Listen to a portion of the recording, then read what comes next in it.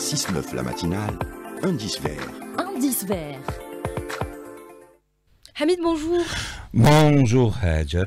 Ce lundi 2 Yennayer de 1975, vous avez décidé de nous parler d'une forme d'énergie qui fait tourner le monde. Il s'agit du gaz naturel, une énergie qui fait des jaloux, alors que le gaz naturel est une énergie propre, amie de l'environnement, n'est-ce pas Hamid? Oui, Hajar, il fait très froid ce matin, je peux vous confirmer que... Voilà, il fait même très froid, je peux vous le confirmer, et le gaz naturel n'a que des avantages, et ils sont nombreux. Économique et confortable, le gaz est une énergie propre et facilement associable avec les énergies renouvelables.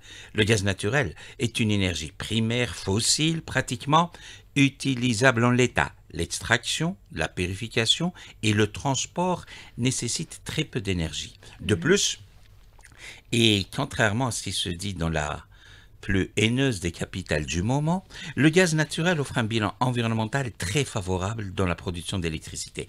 Et il se trouve que l'Algérie dispose de grandes réserves de gaz. Et là, permettez-moi une petite précision. Conventionnelle ou non conventionnelle, l'Algérie est totalement souveraine. Voilà, j'y arrive car des termes total et souveraineté sont souvent antinomiques. Donc l'Algérie est totalement souveraine sur ses hydrocarbures depuis un certain 24 février 1971. Ces réserves produisent beaucoup de dollars, dont une partie est investie dans le renouvelable, ce qui génère beaucoup de sentiments, fierté, mais aussi inimité, convoitise et même de la jalousie.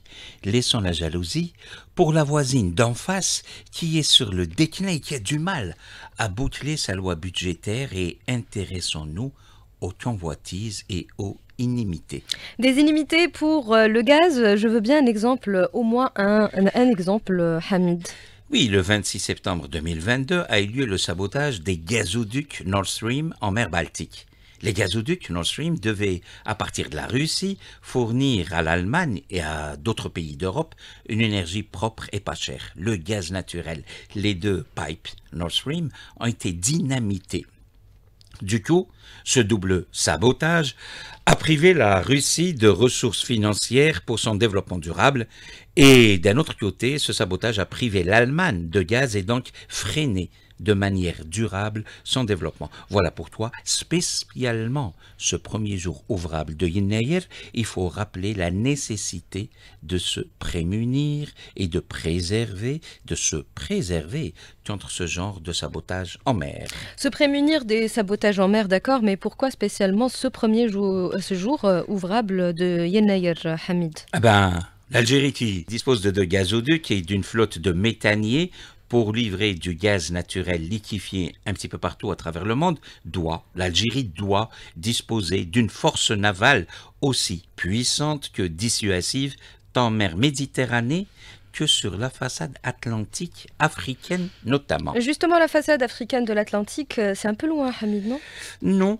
Il faut juste se rappeler que c'est la Sonatrach qui a redonné une seconde vie à la raffinerie de Nouadhibou en Mauritanie, sur la façade atlantique, alors que le Nigeria et même le Sénégal sont en contact avec la Sonatrach.